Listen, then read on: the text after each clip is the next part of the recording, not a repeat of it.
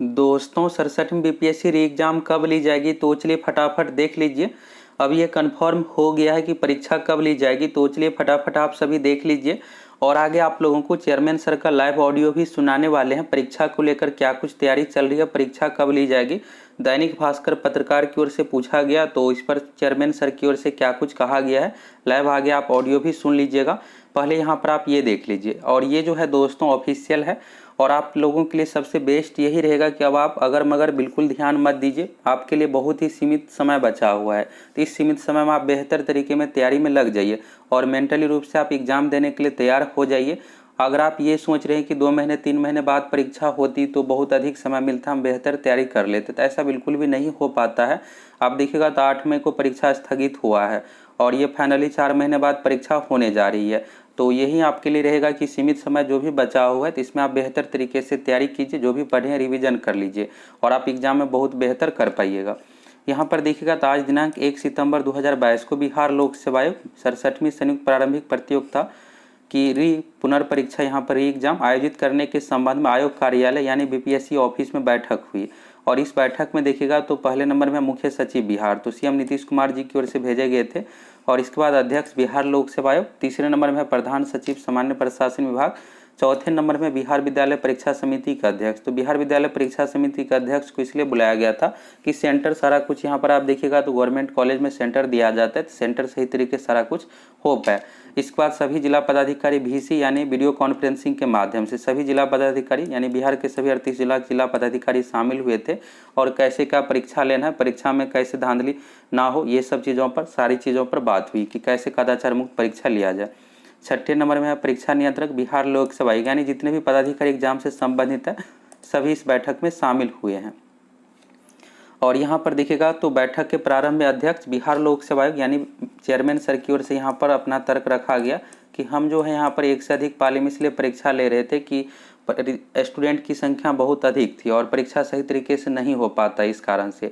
तो यहाँ पर देखिएगा पर्याप्त संख्या में अच्छे केंद्र उपलब्ध नहीं होने के कारण से पुनर्परीक्षा 2 पाली में करने का निर्णय लिया गया, परंतु इसको लेकर कतिपय आपत्ति आ रही थी।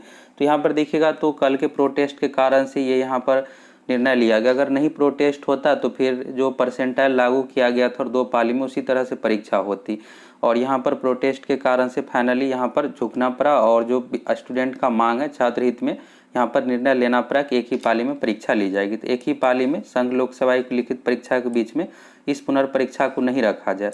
तो इधर क्या है कि यूपीएससी का मेंस एग्जाम भी है, तो अभी जो डेट रखा गया है तो इस अकॉर्डिंग डेट रखा गया है कि ये जो भी यहाँ पर अभ्यर्थी रहेंगे डिस्टर्बेंस जरूर होगा, लेकिन बीपीएससी का पीटी भी एग्जाम आकर दे सकते हैं और फिर वापस भी दिल्ली जा सकते हैं।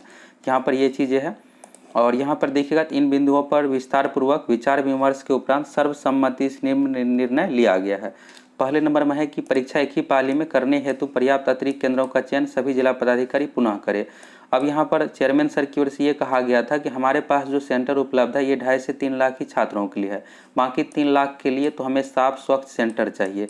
तो यहाँ पर जिला पदाधिकारी की ओर से बाकी एक्स्ट्रा के लिए 3 लाख का यहाँ पर सेंटर उपलब्ध करवाया जाएगा। तो ये वैसे मुश्किल नहीं है।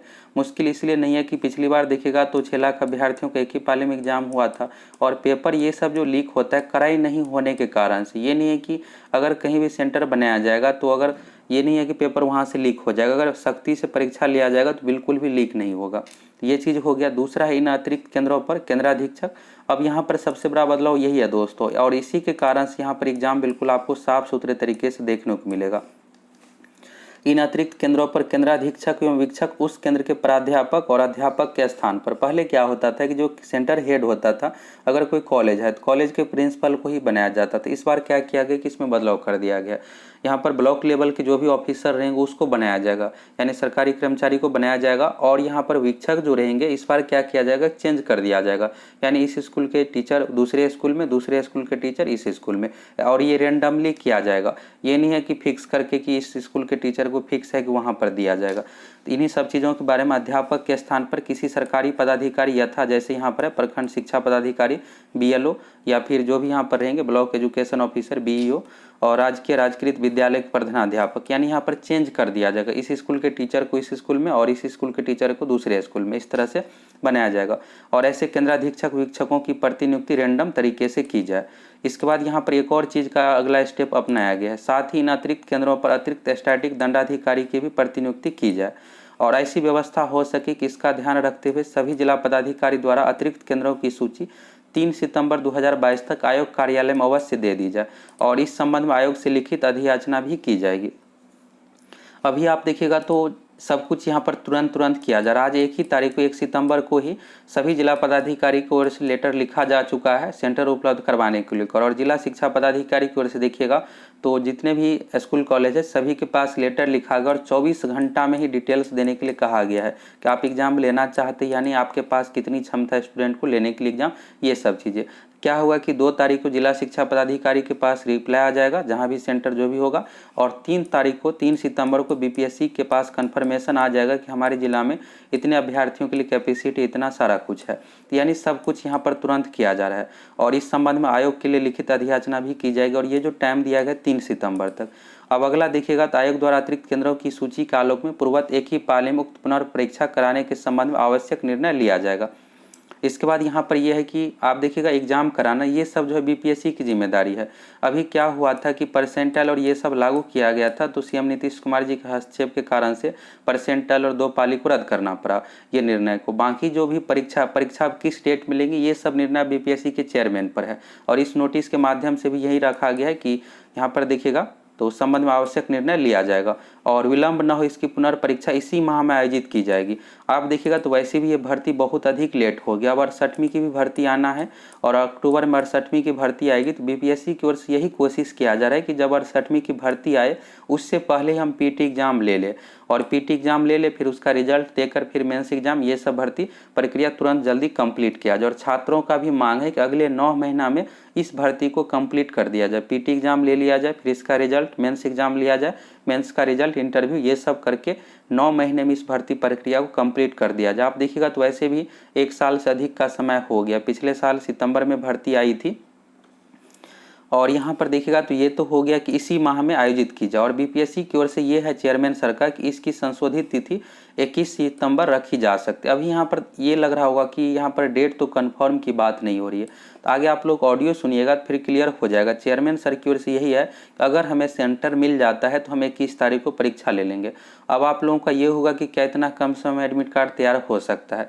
दोस्तों अगर चाहेगा तो बिल्कुल तैयार हो सकता है क्योंकि अधिक समय नहीं लगता है।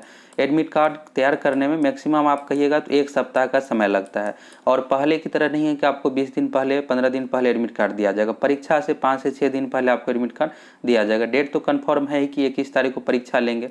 अब यहाँ पर जो दूसरे स्टेट का है तो आप बिहार का टिकट बना लीजिए 20 तारीख का और फिर आप अगर डेट यहाँ पर कंफर्म हो जाता है कल ऑफिशियल या परसों आ जाएगा वेबसाइट पर, इसके बाद आप 20 तारीख का टिकट बना लीजिए। फिर पटना के बाद जहाँ भी सेंटर रहेगा वहाँ पर आप जा सकते हैं। तो 7 दिन पहले एडमिट कार्ड दिया जाएगा यानी 13-14 तारीख को एडमिट कार्ड दिया जाएगा और अभी 10 दिन का समय है तो इसमें एडमिट कार्ड ये सारा कुछ तैयार किया जा सकता है। और रही बात क्वेश्चन की तो ये सब प्रक्रिया पहले से तैयार है, इसलिए चेयरमैन सर की ओर से ये कहा जा रहा था कि हम 20 तारीख 22 तारीख को परीक्षा लेंगे।